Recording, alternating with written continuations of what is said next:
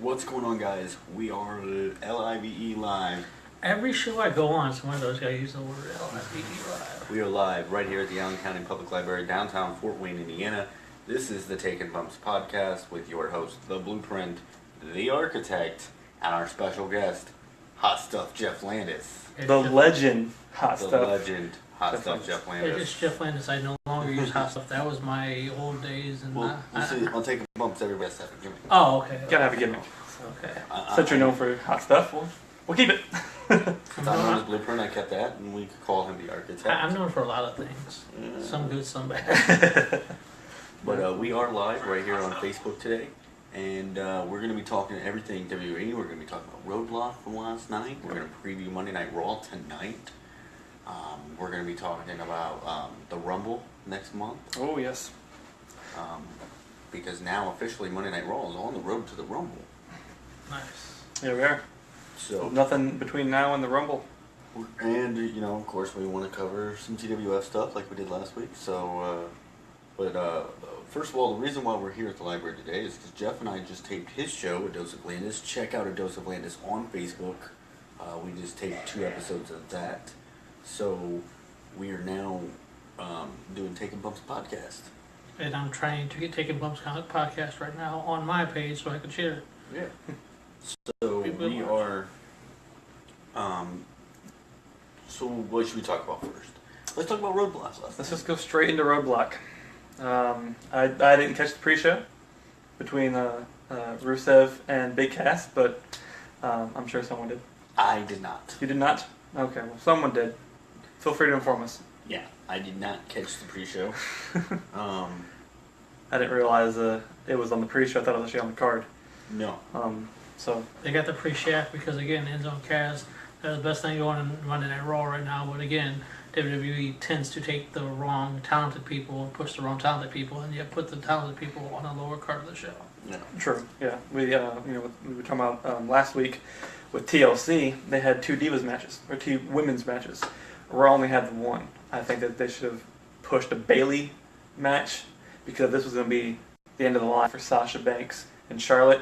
There should have been someone next in line, You know, after. Bailey. So, who else do they have over there on Raw? They've got Bayley. Alicia Fox has been on there lately. Fox. Nia Jax is still. I shared that. That's why I did that. Okay. Yeah. I'm like, who's that?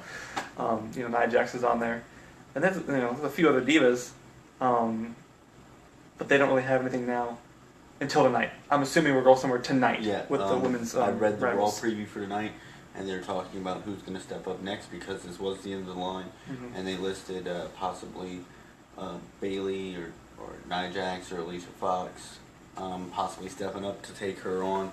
Which, by the way, that match last night, the 30-minute Iron Man match between the women, phenomenal. I thought it was great. I think it had a lot of good points. The bumps that Sasha took throughout the match with the steps. She took, the knee, got her knee worked on by Charlotte. I think it was really good. I don't really have any complaints about it. Yeah. I was complaining about the overtime. I was like, well, if it goes in overtime, if Sasha taps out in the last 10 seconds, she's gonna lose. No, she wouldn't. It was 2-2, and then went into overtime. I said, okay, way to push the envelope a little further. Because this isn't the first Iron Man match these two have had either. It's Charlotte's first. Yeah. It was Sasha's second. Yeah. Get out of my head because you're about to think what I'm about to say. Sorry. But they did something different than they did with the first one, which is nice. Because they didn't go into overtime. No, I can't remember how that one ended. I remember that was good too, with Sasha and Bayley. They were trying to relive it last night. Yeah. But to me, it just didn't have that it part to it because, because it didn't feel as organic as the first one. Because now it's so like, okay, what match can we book to make history? Mm-hmm. Okay, what match can we book to make history between the women?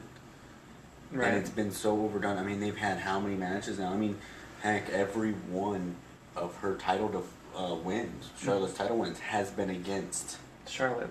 Sasha Banks. Sasha Banks. Yeah, they said it last night that there's been, up to that point, there was already 5 singles matches between Sasha and Charlotte, and each time the title changed hands. Yeah. Last night was the 6th time since WrestleMania that the belt went back and forth between the two. And that title, with that version of the strap, the Women's Championship, since WrestleMania has been crowned 7 times. just between the two. And then you look at the guys' championships, the Universal Championship. They hold it on to Kevin Owens longer to give some prestige. Over on SmackDown, the WWE Championship was on Reigns. It was on Triple H. It was on Dean Ambrose. It was on Rollins for a second. It was on AJ Styles now. It's getting passed to different people who deserve it rather than you're building the feud. Everyone's comparing this feud with Sasha and Charlotte like Trish and Lita. But Trish and Lita took 6 years to build that Hall of Fame rivalry. They're building this one now because, I think going into 2017 we're going to need something different. Well, so I'm not sure where we're going to go with it from here. From what I've read and from what I've seen, I thought that they're going to hype up Bayley versus Charlotte, or Bayley versus Sasha Banks, because that stole the show of, I think it was Brooklyn Takeover or something like that, 30-minute, that Iron Woman. A woman. Because the men do it. One thing that they over-exaggerated is an Iron Man is normally 30 minutes, or not 30 minutes, normally an hour. It's an hour, yeah. So, that would have been cool if they would have done an hour. 2 women would have done it. That would have been groundbreaking right there, and that would have took away from what they did over at NXT. That's true. I didn't think about it like that. Yeah. A way to do it, a way to change it up. You also have, from last night, the WWE Tag Team Championship match between Cesaro and Sheamus and the New Day. That was a great way to start the show. Great way to start. I think it was a good way to start. You had title change, with Sheamus and Cesaro picking up the victory. You also still teased some tension between the two after the match. Mm-hmm. But it was kind of a big moment because it did end the historic reign of the New Day as tag team champion, which personally I would have liked to have seen happen on Monday night, because you had, they set up everything for it. They set it up to make it seem like they weren't going to break the record. Yeah. The parties and the double matches. They fought 4 different teams in the same night. So it proved that they deserved the tag team, the record to be broken. I'm happy that they broke it and then lost the belts. Because now it's 25 years of Demolition holding that record. Now the New Day has that record. Yeah. So I don't think we're going to see a new reign broken in the next 25 years. I doubt it. It's just something they need to push. It's kind of like farther. If you speaking of the Royal Rumble that's coming up here soon, you had Kane's record of 11 eliminations that went on for so long, and then Roman Reigns broke it. Yeah. And then now I don't see that we'll see anybody break that record. It's probably going to be quite some time. Yeah. Maybe close to a lot of long time entrances in the Rumble match, but the records like Kane and Reigns, probably not. Yeah. I think Mysterio still holds the record for the amount of time in the Rumble. And I think Rey Mysterio is number 1. I want to say Chris Benoit might be number 2, and I think Triple H is probably number 3. I think. I could be wrong. Flair might be up there too. And Flair. Yeah. Probably definitely top 5 are those guys. Yeah. I can't remember who else there is. Shawn, because he went from 1 to 30. Yeah. You think that, but it's not. Really? And the reason being because in 95 when Shawn won it, the timer was only a minute long between entrances. Yeah. So his Rumble lasted only 38 minutes. Oh. Because I had the anthology and I was looking through it. It said the longest time in the Rumble was Shawn Michaels. I said, how was he number 1 and won it in 38 minutes? And I gotta watch this. And it's like, we're gonna make it faster speeds and make it go by faster. I'm like, you made a 60-minute match 40 minutes long because you wanted to make it more exciting. But, off topic of that situation, you look at it, there was 4 guys in the match who actually wanted to win. There was Bulldog, Shawn, Owen, and Luger. Everyone else is Yeah. Okay. I think the Bushwhackers were in there, in and out. Yeah. Mantar was in it, in and out. It wasn't anybody you wanted to see. But it's we gotta speed this match up because it's gonna be kind of boring. So, right. But they didn't have the star. Close a little bit, Justin. Sorry. Oh, hello. In 95, I positioned my back better. They didn't have the star power at that time to really for the Rumble. So what else happened last night? Oh, I was bored with it. I can tell you that much. You guys know me. I'm very picky with my wrestling, as you guys talked about last week. Yeah. I'm very, very picky. It was the Seth Rollins Chris Jericho match. That's right. I didn't see the need for it, except for filler. You had to put them both somewhere. And it kind of negated it because the whole thing is he said, well, if I get past Jericho and I take out Jericho, I get to Owens. I get to Owens, and if I beat Owens, then I get to Triple H. Mm-hmm. Rumble setup matchup. But they didn't really take him out. I mean, they didn't. I mean, he was still a factor in the main event. Yeah. So nothing really changed by him beating him. The only thing that did was serve the purpose of when Jericho came out in the main event. You thought, okay, well, Owens screwed him out of his match. Now he's gonna screw Owens. Right. And so then they did the little swerve because I expected Jericho to come out. I was actually waiting for it to happen. Yeah. I expected him to hit Kevin Owens. Right. I was waiting for that to happen. And he did. What I did not expect was for them to make it into the storyline of, well, it was a plan all along that these two were pretending to hate each other. But see, that's what I was thinking too. Like, Russell just commented saying the Sami Zayn storyline with Braun Strowman. Like, random as it was, he didn't win the match. He survived. He didn't win. He survived. It's a big difference. Yeah. Well, no, technically it was a time limit match. And because on the promo on Raw, Strowman said he can beat Sami Zayn in 10 minutes. You think he beat him 2? Yeah. And Foley gave him 10. But my thing is, you lasted. Foley was a distraction. Had Also, Foley not distracted Braun, Oh, yeah. Braun probably would have destroyed him. In 7 minutes flat. My thoughts about that. Sorry, my thoughts about the Foley and Sami Zayn. I see like, they're gonna have like a little matchup. He's trying to push that fire, and then Sami's gonna either turn on Foley or Foley's gonna turn it on him. Foley's lately been kind of like, you can't tell if he's a good guy or a bad guy. Yeah. Tweener. He's like, I'm in charge. Tweener. A tweener. And I actually just read Okay. today that Foley's going to be taking time off. And Russell just made a good point. They stood there for 2 minutes. But Towards the end? Yeah. Oh, they did, yeah. Because he came out about the last 3 minutes, Foley did. And it was just kind of, hey, we're just going to stare at each other for a minute. And that was about but it. I just read Foley's going to be taking some time off. He was actually not even supposed to be there last night. Oh. But they called him in last minute to do that. Because he's supposed to be having hip surgery again. Oh. And he's in a lot of pain. He is looking pretty thin. His Yeah. legs are a lot thinner than he was last time he came to Fort Wayne. Yeah, I noticed that too last time. I was going to bring that up to you. He did look like really thin compared to how he's been. I think he's been doing like the DDP yoga, Yeah. or he's been working out and stuff, but it's still like, he's old. He's put a lot of miles on his bones. So him losing the weight is fine, but now he's just starting to be just bone. And Foley's never been just bone. Yeah. So he's looking a little sickly than usual. So, But with the main event though, when it came to Kevin Owens, getting code breaker by Jericho, you think that if it was a ploy, Jericho would have just smacked him in the face one good time, pushed the referee, hit Reigns, because either way the belt would have been disqualified, or the match would have been disqualified, and Owens would have walked away with the belt. But the fact that he was like hugging him at the end, oh yeah, we're cool, I think that's almost Jericho saying, I got to hit you because you screwed me over with the limo incident. I got to hit you with the code breaker, but now I'm coming for your championship. Like, you may think we're cool, but we're not cool. Like, I haven't forgiven you, because Jericho's been around for way too long to just, you know what, it's okay.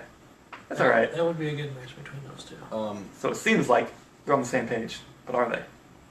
I agree with you, Nicole. I cannot wait for Raw tonight. I think it's going to be pretty good. Getting into fresh storylines going into Royal Rumble. It's Rumble season, baby. I love the Royal Rumble season. I love the it's one of excitement my it brings. Because you never know who's going to show up in the Royal Rumble. Yeah, that's gonna be awesome. Did you guys ever see the story of the Royal Rumble yet?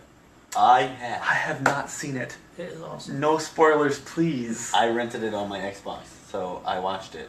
I might have to get it tonight. It's worth the 20. Well, I could advertise on here, right? Yeah. Okay, it's worth the 20. I'm sorry, I'm so used to being restricted on TV. Yeah, it's worth it. We haven't had any complaints from Facebook about what we speak about, so I think until we get complaints, I think we're good. Well, have me on here, you might get shut down. I'm just kidding. We'll start a new show. So, Bumps taken. Taking it so back. we talked about Raw tonight, what we expect to see happen. We talked about that. Now that we have our special guest Jeff Landis on the show, Yes. I think this is a perfect opportunity to go into TWF, talk about what's been going on with them. Well, I say with them, I say with us Yeah. as TWF and the roster. we talked about it earlier today. In March, we're going to be putting on. It's March 25th. All the details haven't been worked out yet, but we're doing a live show. I'm trying to get a wrestling ring to do some stuff in the ring, so. Okay. Yeah, it's going to be legit. Yes. So, we are starting to get out there a lot more. And I think one of the things that has really helped that is you and I's storyline leading into Death Wish this year. Oh my God! And we talked about Death Wish on a shoot interview we did, man. That was one of my favorite matches I've ever had. And like I said, you've seen the very last end of it, but man, like I said, thank you very much. I'm glad I chose you to be the last one to in my career. Like I said, I wish I'd had my last match with my boys, but Yeah. obviously I'd be like 50 or something or 40 when they turn 18. And, Oh yeah. And I don't know what their passion is, but that was my dream match, was have a ladder match with them. But you're the next thing, the next big thing. It's like people's trying to walk in sometimes, but Yeah. yeah, like I said, thank you for that match. That was awesome. Yeah, I mean, I had a great time doing the match. I mean, the match, like we talked about last week, working with you, Jeff, is like, it's very easy to work with you. I try. I try. But back then you would hate me because I was the biggest ass. I mean, I was so picture perfect. I want things to look right and be right, because you got to understand, if people's watching your show weekly and people like what you're doing, you have to be picky. Yeah. And people don't understand that until you're on that side, and then people are like, hey, I watch your show. Yeah, sometimes you just can't go off the impulse of what you want to do, but so much of what you want others to see, how you want to be presented. Like this is our 4th installment of Takin Bumps, and I think every time we have a new installment, we add a Hello? little something different to it. The logos, the locations. Can I call you back? The I'm guests. on a podcast. All All right, bye. Sorry, it was Sean Armstrong. Go ahead and watch it. So we're just, you want to make it better and better and better. Yeah. I could see you doing that. Like, okay, you have the people, you have the talent, you have to have the characters, you have to have the storylines, you have to have the spots in the matches, you have to have the reason behind the spots. Like, you're almost like the creative genius that we need to further a wrestling company, to push a business. Because we have, there's a couple companies in Fort Wayne, and we have all the indie promotions that are like, Ring of Honor. It's not really indie anymore. TNA, it's not really indie anymore. It's all like globally known now. Yeah. So we need creative geniuses to push people in our town, I feel, to push them out farther, to expand. Because we don't have any hometown guys. Like, we got nothing. I mean, yeah, we got your heroes and legends, and you got your World Wrestling out of Ohio. Yeah. But like I said, it takes, like I said, the most toughest critics, they say, is your friends and your family. Mm-hmm. But the biggest toughest critics is people who's watching you, because again, you don't know who's watching, you don't know who. Because like I said, when somebody that you don't know tells you that you suck and you should just quit what you're doing, that makes you feel like a worthless piece of crap. So do you get what I'm saying? In order for you to tell a story and make a show look right, it's got to make sense. But again, some people think, oh, we can just go in there and do a match and then nothing. It's got to make sense. Yeah. Wesley says hi, Jeff. Hi, Wesley. So with TWF, some of the things that have been going on lately, we've got Fall Core coming up. Pretty stellar card, if I do say so myself. Yeah, it's the thing that sucks. I wish I could be in this battle royal, but again, I was in it last year. I got the crap kicked out of me. Bubba seriously injured me and injured my ribs. I don't know if you guys remember me having ribs. Yeah. I mean, had my ribs hurt, not having ribs, because that sounds good to you too. Not perfect, you know what I mean. But yeah, parkour, man. I don't know. I would love to see. You're gonna probably shoot me for saying this, but I'd say BT win, because he's the last legend in wrestling left of TWF. That is. Yeah. And you guys know my history between me and him. For me to say that, it's kind of... Yeah. I really don't know who I want to see win. I really don't. Personally, I'm not in it. Of course. You're a champ. None of the champions are eligible. Okay. But, so we have the Fall Core Battle Royal. Winner gets his title shot of their choosing. It's unscripted. We don't write a winner. Right. Whoever wins, and they get a championship opportunity of who they choose, and it's going to happen at the March 25th show. Anybody could be in the battle royal. I mean, anybody. You Anybody. could. People that's watching could. I mean, I said that the other day on the radio. You remember on the radio show? We were on a radio show on Sign Artists and Talent, Terry Higgs. anybody could be in this battle royal. Anybody, surprise returns. I've heard Bilo Sheen talking about it eventually. Nightmare was talking about it at one time. I mean, anybody who could come in. Justin, you could come in. You could take a bump. I could take a bump. So at least one good one. But yeah, but like I said, this is like one of those. I wasn't too keen on the idea at first. Right. I didn't like it because me being picky, and you guys know how I am. Right. But then after it happened, that made the top list of my top WTF moments of all the shows I've done throughout my whole entire career. That made number 2. So with that lasting and that made an impact, this is one of my big favorite events. So, hey. Who would you pick? I mean, you don't know everybody. I mean, trying to think of all the guys I've seen on there. El Jabo. El Jabo. I can see him taking a few bumps. At least 7. So I mean, El Jabo's going to be in there. Death is going to be in there. War is going to be in there. You're also going to have Dark Wolf, Isis Malone, BT, Reaper. Vicious Venom, my brother. Vicious Venom. Personally, I'd say him win, but again, like I said, it's my brother, but I prefer Yeah. Right. Yeah, root for family. Yeah. C4. I'm really high on C4. I think he's a tremendous talent. Yeah. So. We got a lot of great guys over there. Yeah. So I'd like to see a lot of these guys go ahead and step up and win that battle royal. Also on the card, you're going to see C4 take on BT. You're going to see myself and Vicious Venom go at it for the. My brother's gonna take that title away from me. Yeah. Go at it for the 15 title. No sweat. Hey. Not me. I'm not gonna be there. Then we've got the world title match. We got Bubba versus Dark Wolf for the world title. I don't see Bubba just beat the crap out of Dark Wolf. Oh yeah.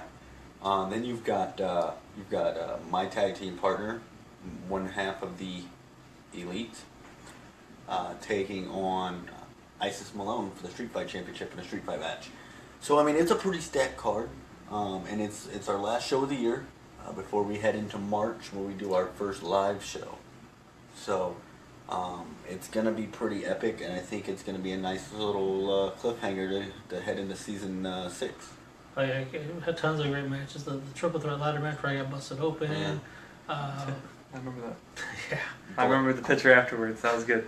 The ladder match that you and I had for your career. That was a good one. There's a match and I think it was round 1 of the Street Fight tournament between myself and 13. It was a really great match. Myself and Dark Wolf for the 15 championship was a great match. Reaper and Isis Malone. That shocked the living hell out of me. I'm like, what? There's a triple threat match, and this one doesn't get talked about nearly as much. But it is. It was myself, Reaper, and Bubba for the number 1 contendership for the world title. I thought that was a tremendous triple threat match. Oh yeah, that was actually your return match to TV. That was my return match to TV after taking time away. Dude, you know what would be an awesome dream match? I don't know if you remember this guy or not, because I don't know how long you guys watched the show for. I know you said you watched it way back then. I don't know how long you watched it for. Not very long. But Hollywood Rob versus Bubba. Man, that would be... Hollywood Rob versus Do you remember that name? That would be an epic. 2 big guys from the future and the past. I'll tell you one name from the past. I've talked about me wrestling Nightmare. And we in Nightmare in the past, actually the last couple of days have been talking about it. You want to see a great match, and who I think I would put out in a great match with Bilo Sheen. Yeah, actually, I'm supposed to have a meeting with him today. Hey, nice. I would like to work with Bilo Sheen. Hey, Virginia, how you doing? I forgot my glasses today because I've got it down here. I was in a hurry to get to taping. Yeah, but I got mine. I still can't see. I forgot my damn DVD, the blank DVD, to record the show because I'll be here tomorrow to do it. But yeah, that'd be a good match, you and Bilo. Yeah, definitely. Me and him also made history too. Yeah, that's how I first got into watching the more recent stuff was the promo between you and Bilo Sheen. I was like, I don't think these guys are playing. I think these guys are really not liking each other. And there was all over YouTube and Facebook. I'm like, Jeff really pissed somebody off apparently. And I'm like, okay, no holds barred, street fight or whatever it was. I was like, oh my gosh. Back alley brawl. I for weeks I was thinking that this was like a legit argument fight between 2 grown men, and Oh, you did your job well, Jeff. And didn't they have a special referee for the? Josh Hardy, he turned out to be a complete arrogant person. Oh, really? Yeah, Oh. he can be bitch about. He was sorry about saying the word bitch, but he would complain about. He would complain about my shows. Oh, you need to do stuff scripted and everything. I'm like, dude, I'm known in this town for doing stuff that people can't predict. Yeah. But, yeah, I mean, he was a good guy after a while. Then you know how it is. Egos get in the way. And Yeah. Well, that happens. Yeah. So, what else do we have to talk about in the professional wrestling world? I want to talk about, and I don't know if you guys. I know you and I talked earlier. I don't think you've seen it yet, but the total nonstop deletion. I haven't seen it Tag yet. Team Apocalyptic. I heard about it. I saw a clip of it. I watched the whole thing. You're a brave soul. Is it the whole? Was it the whole show? The whole show. Was the whole show involved with them, or did Yes. they cut different segments? It was the whole show. It was a whole episode of Impact that was taped at the Hardy compound. So the full out. Wait, 2 hours? Is it 2 hours or I 1 think, hour? I think it's 2 hours. For Impact? Yeah, I don't know. it might be. He doesn't care. No. I would watch it if I had the channel, but Oh, yeah. I'm not paying the extra money to watch Total Nonstop Deletion. It was interesting. I think I'll watch that when I get home tonight. King Maxwell. Who's that? That's Matt Hardy's son. Like one Oh, is that of his his name? son. Yeah. Oh, gosh. Got a pinfall victory over Rockstar Spud. I seen that. It was a no disqualification match, and Matt Hardy came in and beat the crap out of 2 hours. Rockstar. 2 hours. Thank you, Russell. You're always our fact checking specialist. He's pretty good at it. Yeah, he is. He should be TW's timekeeper.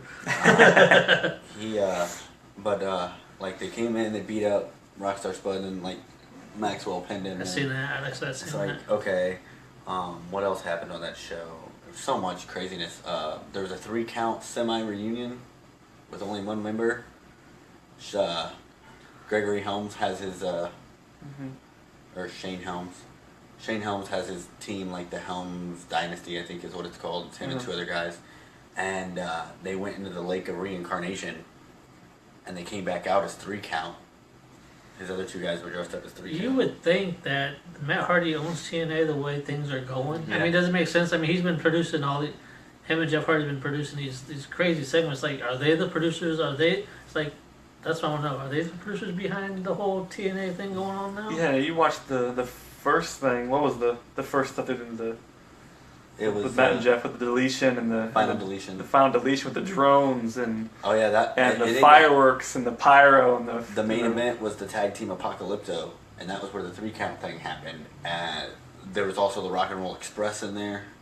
I'm watching this. I think Nicole is on. She was. I don't know if she's still on. I think Russell's the only one still on right now. Okay, because I know we DVR'd it, so I'm gonna watch it tonight. Yeah. Yeah. You know, pop that up there. But you first saw the final deletion stuff, and you're like, man, this is like the corniest, cheesiest stuff ever. Why would they let Matt and Jeff produce this kind of trash? Yeah.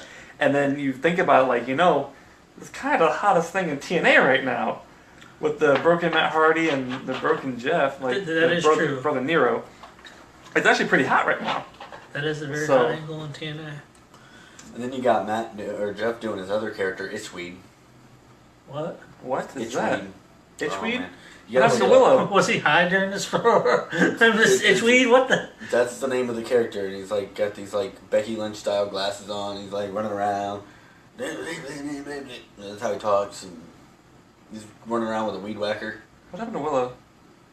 I don't know. I liked Willow. I'm just lost. But what the? But he was on the show. We're out of the loop. Yeah. Abyss was on the show. I Bring tried. that up. Yeah. Jeff's got heat with Abyss. Oh, I'm sorry. Abyss tried to kill him. Yeah, because I didn't have the money to pay him to appear. Jeff booked him on the show, and then after the show, didn't have the money to pay him. Abyss tried to kill him. Yeah. Let's be honest. I am being honest. I know, That's why I'm that's- shooting about it. Yeah. Yeah, I'm just saying. But I mean, if I'd be man enough to apologize to him. I mean, if I man enough to apologize to everybody I've had heat with before. I mean, look, I apologize to Maples. Me and Maples are cool now.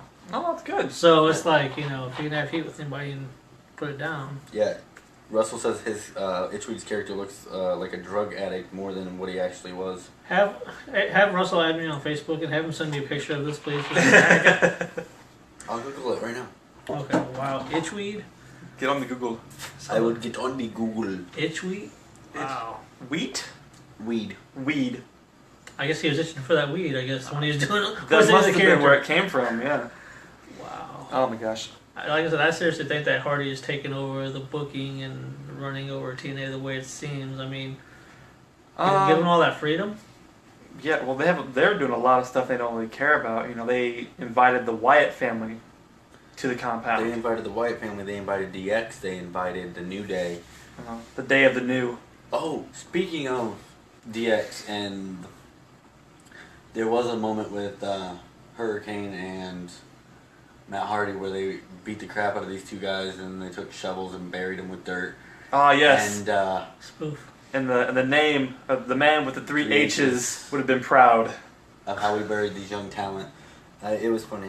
Wow. I laughed pretty hard at that one. But you know, the Twitter war between Bray Wyatt and Matt Hardy back and forth, and you know, Mania matchup.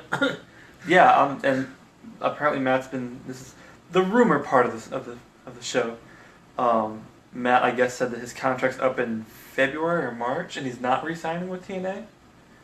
If he has the copyrights to the broken character and he can bring that to Mania, that wouldn't be a bad return for the Rumble. Oh no! People are like shocked by you. And then just the buzzer would go off, and the lights would go out, and all you hear is "I knew you'd come." Oh my gosh! I think the building would erupt.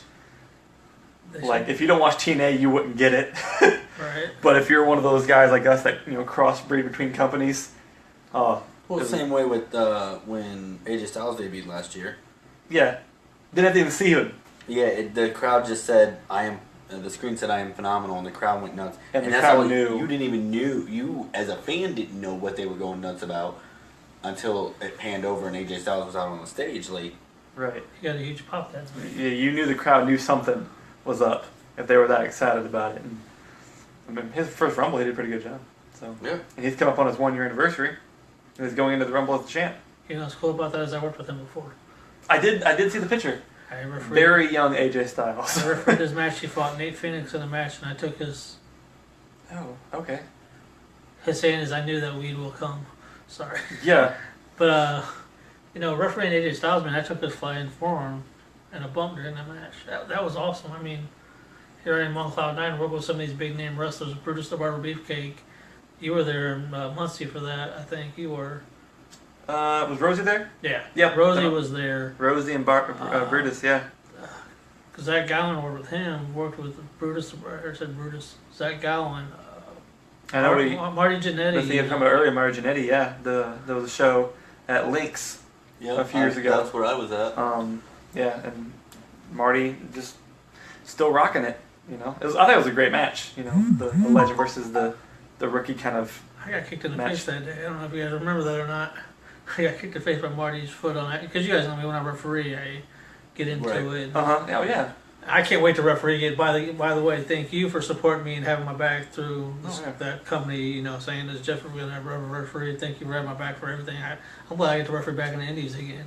Yeah, I liked at the time it was the EWF.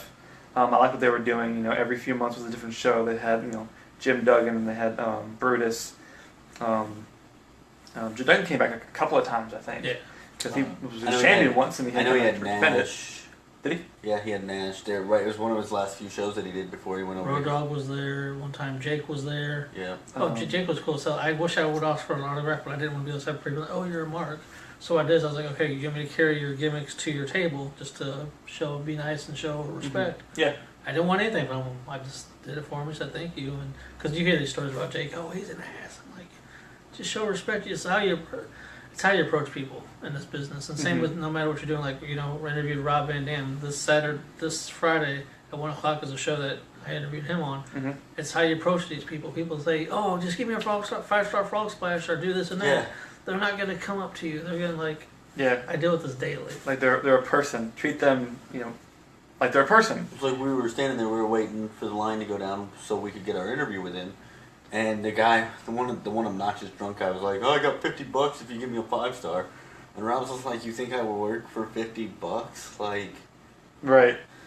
I'm like, I make like $5,000 just to show up. Like, $50. I'm sure. Nothing. Yeah. Well, Let's Comedy. Check them out on Facebook, by Yes. the way. So we're in works with them. They're bringing Rikishi in on Super Bowl Sunday. Aha. I'm CS3. Gonna possibly get an interview. Possibly. I'm not saying Yeah. possibly, but possibly get an interview with him. And if you want to meet the Takin Bumps podcast crew, we'll all be there. Yeah. We'll be there So, with the camera too. Possibly on location. Yeah. You never know. It's just on how you approach people and how you be respectful. And I've got your guys' back. If you guys want to have a big name on, I can try to connect links and figure out what Yeah. to do. Okay. So, Jeff, let me ask you, what is your your entire career in pro wrestling? What Indies or just in general? just in general, whether it be backyard or indies or whatever, in your entire career, what do you think will be your defining moment?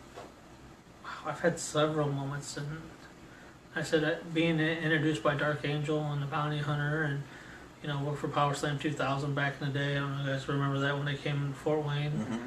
I was lucky to get in a position. So again, like I said, several moments. Love storyline. My ex turned on me. Just all kinds of. I can't define one great moment. Right. Our ladder match, my triple threat. So it's like, what moment can I define? I really don't know. Mm. But the ladder match definitely made an impact on me. I mean, I made a shirt for it. Yeah. Yeah, it's a good way to go. On your terms. A good match. Well, I don't have what it takes anymore. Well, the fact that you were able to pass the torch. Yeah. Not just, I just guess I'm not doing it anymore. You actually were like, okay, this is it. I'm focused on it. We're going to get it done. It's going to be great. People are going to like it. At least you're able to go on your terms. Yeah. Okay, so not in your career, but what would you say? Okay, all the moments in professional wrestling history. From all the WrestleManias, anything else. What's your favorite moment in wrestling history? Oh, That's rough. yeah, It is hard to choose because I'm already in my because I want to go down the line and see what everybody says. that's rough. My first moment that was very shock value to me in wrestling history that I've seen in person was done here in Fort Wayne. Jake the Snake Roberts and Macho Man Randy Savage when a snake, King Cobra, bit him here, because that made a huge impact on my life as a kid. And so Yes. that's one moment you can define in person that I've seen. But match-wise, my favorite one is Chris Jericho and Shawn Michaels, WrestleMania 19. Mm-hmm. One of the things for me, and that's one of the things nobody ever remembers that happened in Fort Wayne. Yeah, I was going through some old photos and I found the picture on the other side of where the stage was at. And back in the day when the house shows, it would just be the curtain. Yeah. Well, this was the curtain with the giant gold emblem on it. And I was like, okay, that was a taping. That wasn't a house show. And you could see in the ring there was a cobra popped up. But couldn't see Jay, couldn't see Randy, just saw the snake. I'm like, was that in Fort Wayne? And with the power of the internet, I searched it. I'm like, Jake Roberts puts Cobra on Savage. I looked it up and it gave me the date and location, all the matches. I'm like, that was in Fort Wayne. I was there for that and didn't know it because I was like 1 year old. Yeah. Now that's kind of cool. But yeah, people don't realize that. People post on Instagram all the time. Jake Robert puts Cobra on Savage. I was like, I was there! Just a small little accomplishment that no one knows about. So, I guess, for me, a moment in wrestling history, that I remember that really... Because I've been watching wrestling, the day I came home from the hospital, my dad sat me in front of the TV and wrestling was on. Yep. So, wrestling has always been a part of my life. But I think the moment for me... where I was sitting there watching and saying, oh my god, this is it. I was 7, or I was just about to turn 7. Mm-hmm. It was March or April of 97, WrestleMania 13, Chicago, Illinois. I was watching WrestleMania live. It was Bret Hart versus Shawn Michaels in a submission match, and Austin wouldn't quit. Austin. What did I say? Austin. You said Bret and Shawn. Okay, so it was Bret and... I'm like, wait, what? I always mess people's names up. Unfiltered. WrestleMania 13, you mean? Yeah, WrestleMania 13. Chicago, okay. This is Chicago's submission match with Steve Austin and Bret Hart. And Austin wouldn't give up, and the blood's pouring down his face, and he's screaming. That right there. And it's one of my all-time favorite matches. It was really good, really good. Yeah. That should have been the main event. But again, like I said, that's when... Well, Yeah. if you think about stuff like that with WrestleManias, and I don't mean to get off on a tangent before Justin gets a chance to answer the Give me question. time. But if you think about WrestleManias, there have been several in history that there's a match that should have been the main event that the main event looks at and says, how can we follow that? I think of that match. Oh, well, I think of, go all the way back to WrestleMania 3. With the Steamboat Savage? Steamboat Savage. Yeah.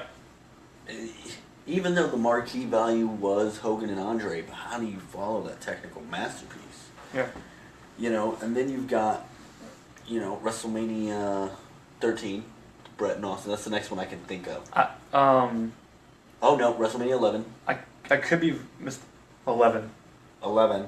F it all. Shawn and Diesel should have been the main event. Well, no. Yeah, they should have been. It should have been, but it was Bam Bam Lawrence and LT. Taylor, yeah. I could be mistaken, but it's one of my favorite Manias just because it was in the Hoosier Dome. WrestleMania 8. Yeah. It ended with Sid and Hogan. With the run-ins. With the run-in with Papa Shango and Warrior. And Indy. But it should have ended with the Savage Flair match. Oh, yeah, definitely. It was a great match. Technically, it should have ended with Hogan and Flair. Because that's what should have happened. We talked about that we talked about last week, yes. Technically, it should have been Hogan and Flair. But, and I think honestly, it should have actually, if that was the case, if it was going to be Hogan and Flair for the title, then I think WrestleMania 8 should have been the Jake Roberts-Randy Savage match. Build that all season. From Survivor Series to the Rumble to Tuesday in Texas, all the way to WrestleMania.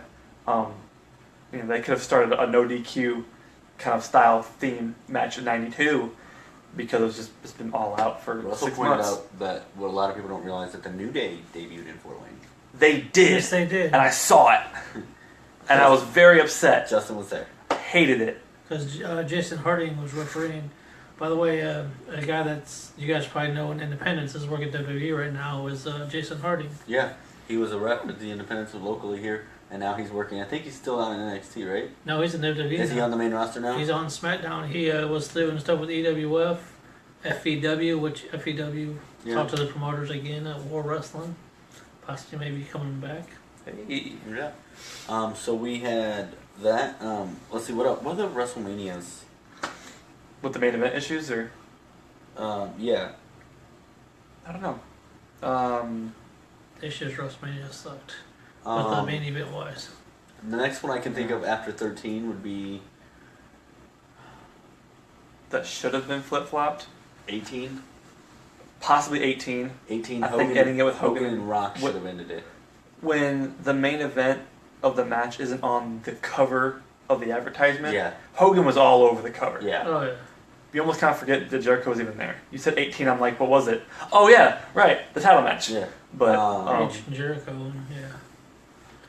That's like 19 was really good. I like the finish of 19. That Brock should have finished that show, which he did. yeah. I didn't support the other world match. title. The only other match that could have finished that would have been Austin Rock, That's true. Yeah, being that was Austin's last match. Austin's last match, it was the three-peat. You know, Rock seemed more hell-bent on beating Austin. And it wasn't for the title. It was just Rock just wanted to beat Austin. So he should have had that main event spotlight to see if he could do it. They were both gone for a little while. Austin's last match, he was, after the fact, you watch the story and find that Austin was in a terrible bad shape 24 hours before the show. But it had a lot of emotion in it. 20 ended perfectly, even though they'll never show it, which is what Russell just brought up. Yeah. Benoit and H. And Eddie. Yeah. Yeah. That ending was great, but they never discuss it. Personally, 21, I would have liked. 21 ended with Batista and Triple H. Yeah. Yeah. It was okay. It was I a mean, good they could have ending. flip flop with Cena and JBL, and I would have been mad. I would have been. You would have been maybe because Batista won the Rumble, right? I was thinking it before you said it, but more so because I didn't. Cena's push was good, so was Dave. I just think that John's victory didn't seem as cemented as Batista's was. His victory and his push to the top didn't seem cemented until Judgment Day. Yeah. So then you had 22. I thought it ended fine. Triple H and Cena. That was. It was decent. Yeah. 23. I did not like that Cena and Shawn ended it. I love the match, but I felt like Batista and Taker should have ended it. Why? Well, first of all, Taker won the Rumble. Right. Second of all, I mean, both matches were great. Yeah. Right. But if I'm gonna have to give the edge to anybody, I'd give it to Taker and Batista because, first of all, Taker won the Rumble, and I don't think, I could be wrong here, but I think the only time Taker's ever ended a WrestleMania was WrestleMania 13. Wrong. I said could be. 26. But not for Taker. For Shawn. Yeah. So, but yeah, every other time, 25. Oh, you know what? Russell just brought up a good point because What's I'm that? talking about the Rumble and who should have won it based on because they won the Rumble. 22, the triple threat with Ray should have ended it. Yeah. Well, because of the Rumble situation, Yeah. then yes, Ray should have ended WrestleMania. And the fact that it was just a long road to get to the world title after Eddie's passing, you know, it should have ended it with the tribute to Eddie, Yeah. not ending it with Triple H the Barbarian versus John Cena the Gangster in Chicago with a small cameo appearance by CM Punk. It should have ended with Ray. It would have been a better moment. I know Kurt Angle was mad because it's supposed to be Kurt Angle and Rey Mysterio, and those two got good chemistry, but they got mad because they brought Randy Orton in the mix. But Randy Orton was their golden boy at the time too, so. Yeah, they had to push Randy somewhere. So they pushed him in the world title picture, which didn't really matter because they didn't get back in the world title picture for another couple of years anyway. But 24 ended with it ended with the triple threat. the triple threat. But Personally, and I know what you think I'm going to go with, but you're wrong. really, You think I'm going to go with Flair and Shawn, don't you? yeah, No. really. If Flair would have won... Where to God, if you say Maga and Batista, we're gonna have a problem. No. I'm gonna move Kane it. and Chavo. No. Kane and Java. Taker and Edge. They were last on the card. No. It was a triple threat. They were last on the card, I promise you. Really? They were last on the card, look it up. Well, then, good. That's Well, good. At least you're having a good day. Edge and Undertaker But- were the last on the card, but I think that Ric Flair and Yeah. Michael should have been the last one. I think that any time a match has a career-threatening stipulation, it should always be the ending. See, I told you. Was that what say that? Okay, you know me, I'm very unselfish, but according to Mr. Nice, I'm very selfish when it comes down to wrestling business. I was going to be the very first match. Me and him were going to be the very first match of Death Wish. Okay. And that was going to be my last of my career. After that was going to be the first match, and then it was over with. You wanted to start the show like that. Yeah. With a lot of broken hearts. And then Mike was like, no, no, no, no. And John was like, no, no, no. Like, well, We're going to main event, and, you deserve it after all these years in the business. Yeah. It's your last match, you deserve it, and we're going to main event. I think it depends on the person. Like, if you've been in wrestling for like a couple of years, that's a career-threatening match. A couple of years, no one's even gonna know you're gone. Right. But if you're doing it for years and years, and you're on the public access, you're on the Facebook, you're on Instagram, you're on the, you're on flipping cable channels doing your stuff for what, 20 years? been in movies, TV, Yeah. music videos, still continue going to this day, even though I'm done and retired. I mean, Right. heck, you're an actor now too. I mean, Yeah. got you back in the acting scene too. So Yeah. it's We did one movie with Ryan Hastings. We did a fight scene at the Fort Wayne Curling Club. Oh, yes, I heard about this. And then we have another one coming up. Yep. With Gunslinger Productions. So we have that one coming up I think next month. I think we're right together on that one Yeah. too. Yeah. So just grinding it out and getting our names out there and stuff like that. But back to, did you have your one defining moment yet? Defining moment, it's hard to really pick, like, defining moment as in what? As like, a fan, I love this, Yeah. this is it. I kind of think, as a kid, would be anything with, like, Hogan in it. Yeah. Hogan or Savage from, like, the early 90s. But I think looking back at it as an adult, I think when I was about 6 or 7, I was completely baffled by the idea that Hogan was the WWF champion. And Ric Flair had the WCW champion on WWF programming. I just couldn't wrap my head around it. It was really hard to understand it, and then later I found out that when that happened, there was a different championship in WCW. It was the old rounded belt. Yeah. And I was like, I don't understand what's going on, because now they're putting this belt in the magazines, and it's on the TV. And I think what led to more research of it was watching Survivor Series of '91, and Flair came out with it, and they had the blurred belt. And like, Jack Tunney doesn't want this belt on TV anymore. It doesn't belong here. We don't know where he got it from. I'm like, you're a lie. We all know where you got it from. And then you look at it, and it wasn't the belt. Yeah. If you look at it, it's the tag team championship blurred out because you can see the emblem on the side. They did a terrible job of blurring it out. But I'm like, oh my gosh, this is some crazy stuff. Like, this is like pre-invasion, like 9 years early. Right. But I think the reason why they purposely messed up when they blurred it, because they were getting sued by WCW, so they wanted to prove that it wasn't that belt anymore. Right. Because you put like any gold strap or gold plate on a black strap, but you couldn't tell what it was if it was just one big plate. Yeah. So if you had the extra plates on the sides, I'm like, that's the tag team belt. Somebody's going to be mad in the back. So he's got their belt. So in retrospect, with that happening, it's kind of like Vince McMahon did the whole thing with the trash of the belt, but not the trash of the belt. He brought the WCW championship to WWF at the time, and then Alundra Blaze took it over there. So it's kind of. See, looking back at it now, Alundra Blaze wasn't in the wrong. They kind of deserved it. But Flair never put it in the trash can on WWE. Yeah, but you get what I'm saying. It's just like I said, he brought the title belt over and just in general. You ever heard the backstory on why Flair brought the belt with him? Yeah. The story goes that Jim Herd was booking. Jim Herd was a guy who they hired. The only experience he ever had was he was like a regional manager for Pizza Hut. God, that sounds good right now. That does. Taco Pizza. Shut up about yes. And but he was a regional manager for Pizza Hut, and then they hired him to run WCW.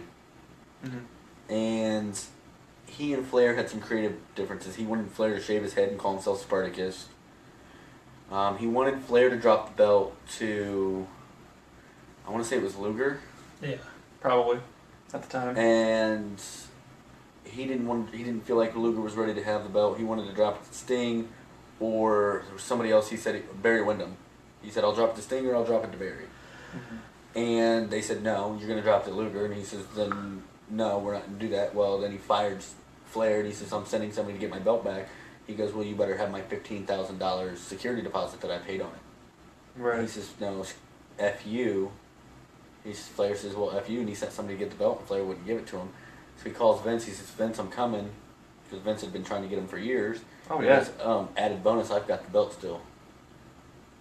And Vince is like, "We're putting you in the main. Yeah. We're going to throw you on there with Hogan." And I love that. I love the story with the Hogan and Flair. Talking about who was the real world champion on the funeral parlor. Yes, that's one of my and favorite he's like, "Well, this is the real championship. That's not a real championship." It was here in Fort Wayne. They did a lot of tapings in Fort Wayne around that time frame. Yeah, there was hardly ever any house shows at the time. It was the Rockers. Almost everything was the Rockers versus the Heart Foundation. Oh yeah, for the tag belts, the Rockers won it. Triple H won a title and they're title here. We were both at that show. Oh my gosh, Ryan Pillman's in it. Pillman's got a gun. Because that was pretty much filmed at a location here in Fort Wayne. Yeah. Really? Yeah. Yeah, they tried to say because back then they did Monday Night Raw. They taped like 4 episodes a month in a night. So they actually taped all of that here in Fort Wayne. They just rented somebody's house or just rented out in a main house, and they made it look like it was their house. Yeah, because that wasn't even a live episode. That was a taped episode. Check out top WTF moments, or not WTF, top OMG moments. Sorry, I did the top. He's got the DVD. Well, I have it. I didn't know it was in Fort Wayne though. Yeah. The house. Yeah. So the inside of Pillman's house was somewhere else. Yeah. But the outside with Austin trashing it was. No, I think the outside Austin trashing it was here, but I think the inside was Pillman's house. That's what I was saying. Yeah. When Pillman died and they did the interview with Melanie Pillman, it was the same inside. Same room. Okay. Yeah. Okay. That's kind of cool though. Yeah. I kind of figured that all of it was Pillman's house. Yeah. But Spoiler alert. Mr. Perfect helped Hunter Hearst Helmsley win the Intercontinental title right here. Again, me being an adult now looking back at it, that had been the perfect, no pun intended, episode of Raw because he would have come back from like a 3-year hiatus of not competing. Yeah. And I love Mr. Perfect. Leading back to my favorite match. Mr. Perfect Bret Hart from SummerSlam 91. Really I can always watch it. I have no idea why. Perfect lost. But just the way they executed everything. Yeah. I thought was great. Except for his outfit falling apart. Well, I mean, think about it. Perfect went into that match with a bad back. Mm-hmm. But went into that match because he wanted to put Bret over. It's the same with Shawn and Austin. Yeah. Shawn had a terrible back at 14. But, 2 minutes into it, you can see Shawn's feeling it. You can see he's feeling it. But he still did everything. He still did the elbow drops. And knowing that Shawn was in so much pain, you can see Austin beat the hell out of him, and wasn't like, okay, just because you're hurt, we still got to put on a good show. Sorry, you'll be all right. But like But I don't think Shawn would have won it any other way. Oh no, same with Jeff here. If you're gonna go out the right way. It's like it's gonna be your last match, and you know it's gonna be your last match because of a surgery you have coming up. Do all you can. But then sometimes you never know when your last match is. I mean, yeah, that's true too. I mean, think of Sting. Yeah, Sting probably could have had one more good year, maybe a couple more. Yeah, and at least one more Mania. It cut short. Yeah. When I heard about that, I was like, yeah, I gotta buy that DVD because Sting's last wrestling match ever. But he's like, when people ask him now, they ask him, well, you still want, like, if you get the chance to wrestle Undertaker, are you still gonna do it? He goes, that one I probably would. And they ask him now, are you really done? Have you really wrestled your last match? I don't know yet. He'd say, I really can't make that call. Because same with Daniel Bryan. Yeah. He messed up his neck, and they put him out for about a year. And he came back and messed it up again. And he wants to come back again. They're like, you're kind of a liability now. Yeah. And Sting's the same way. It's like, you're already old, really bad whiplash. It's like, we're kind of a liability now. You and Taker both. Speaking of never knowing when your last match would be, Jerry Lawler. Yeah. He wrestled a tag match. I think it was him and... I can't remember who he teamed with. I want to say it was him and Randy? I think so, yeah. I know it was something really random. It was like Randy Orton against CM Punk and Dolph or some random like that. Yeah, and for being Jerry, yeah, great match. But then later on, he had the heart attack during the show, during the live broadcast. I'm not sure if it was really his last match on TV. Yeah, well, yeah, he's wrestled independent shows. Yeah, and he's actually technically not under contract with WWE anymore, except for a Legends contract, because they've taken him off the pre-shows. Yeah, he's off of everything now. Yeah. So, speaking of the King, I just noticed that he had the King hoodie on.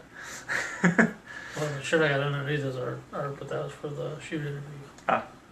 So, but we got his title too over there, but we're not gonna bring it out. Hey, gotta keep it safe for the champ. Got a lockbox. Serious in this bitch. I'm the only undefeated 15 champion in history. Nobody's ever beaten me for that title. Well, technically, if Eddie were to see this, BT, if he were to see this, he'd be like, no, I've been the fighting champion of the... Yeah. He was a fighting champion. But he also lost the title. I haven't lost that title. He cried when he lost the title. Literally, he was very in pain about it. So we got about 2.5 minutes left, guys. Oh, great. Damn. So, a long video. An hour's about our average. That's good. Yeah. So, any final thoughts on what do you think is going to happen tonight on Raw, or who you think might be a surprise? I know me and Justin talked about this last week. Oh yeah, Jeff. We need your input on this. Surprise entrance. Top 3. Top 3. For the Rumble. Damn. Anybody. I think last week we named Shawn Michaels, we named Kurt Angle. That'd be one of I would love. Shelton Benjamin, just because he's due back for a return. Shelton's one of my favorites. I would love to see Bobby Lashley come back. He's one of my favorite ones. Michaels would be another one. Man, I'm trying to figure out who else would be another one.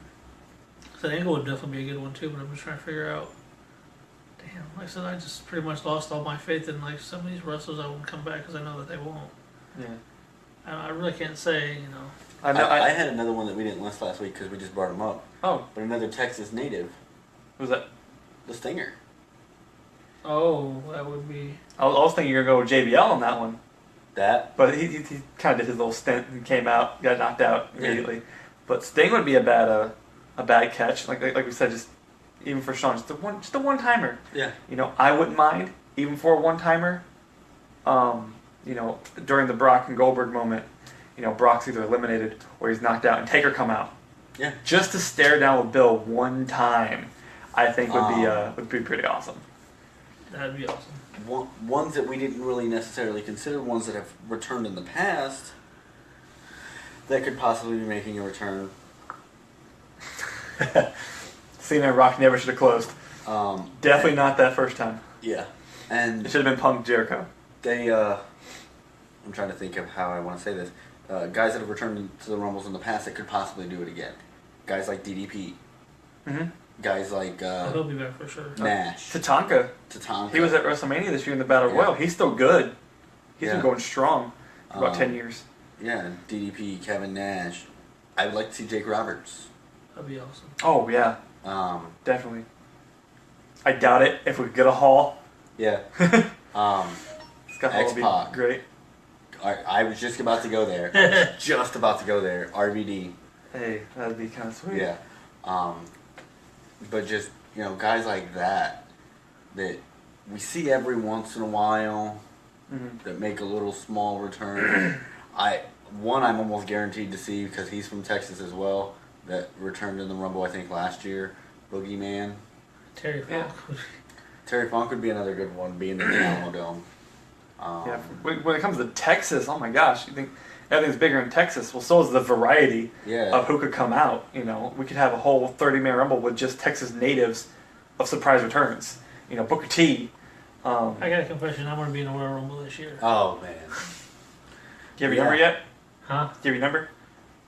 I don't really have one. I'm just kidding. I was just joking about that. Um, I was going to put that on Facebook later on. I'm going to be in the Royal Rumble. Hey, number 1 entrant. Yeah. Check me out. El Jabo. I want El Jabo to be Hey. Yes. He should be number 31. Just like number 30 comes out, buzzer, final minute in the ring, countdown. What? A 31 entrant? El Jabo just come on out there. He's one of my favorites now. So. Los Conquistadors. Yeah. Make it happen. So tonight we've got Monday Night Raw. Yes. And then, and before we go, did either one of you guys end up catching Tribute to the Troops? I did not watch it. I had some family stuff going on. I caught parts online. Mark out moment. The three Shield, Bullet Club. The club and the New Day, yeah. I thought that would have been the main event. That would have been an awesome main event. Yeah, it would have. And that was what I said last night when at Roadblock when Dean Ambrose when Seth Rollins and Roman Reigns were doing the power bombs through the tables. I text Justin and I said, what's missing? He goes, what's that? I said, Dean Ambrose. Dean Ambrose. And my daughter even said it. She's like, that'd be so great if Ambrose came out. Like, he's on SmackDown and it won't happen. She's like, I know, and it sucks. But and my kid even knows what's good for business Russell right now. just brought up an interesting point. What's that? Every year since NXT has really gotten big, we've had an NXT entrant. He said maybe it's Joe. Samoa Joe. That'd be awesome. Samoa Joe. I didn't think about the NXT guys coming in. We could maybe sometime soon see the Revival. The Revival. I wouldn't mind seeing them. There's a lot of talk. Put them on Raw. There's been a lot of talk of Ty Dillinger. Oh yeah. Coming up. Perfect 10. Okay. So it's going to be interesting now that we're officially, starting to head towards the road to WrestleMania, which is one of my favorite times of year. Mm-hmm. So I'm excited. We've got Raw tonight, SmackDown tomorrow night, and then we've still got, I believe, Elimination Chamber.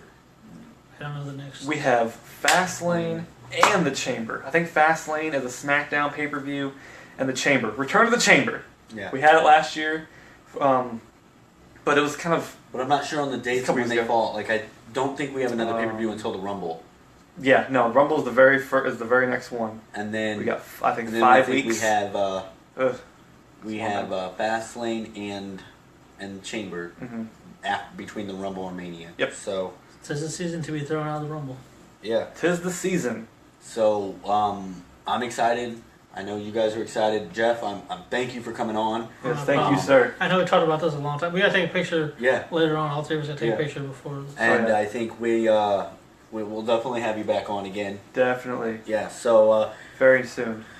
Everybody, thanks for watching. We've had a ton of engagement on the video this week. So from the bottom of our hearts, thank you guys so much for watching. Give it a like, give it a share, like the Facebook page, Takin Bumps Podcast, and check out Jeff Landis on Facebook.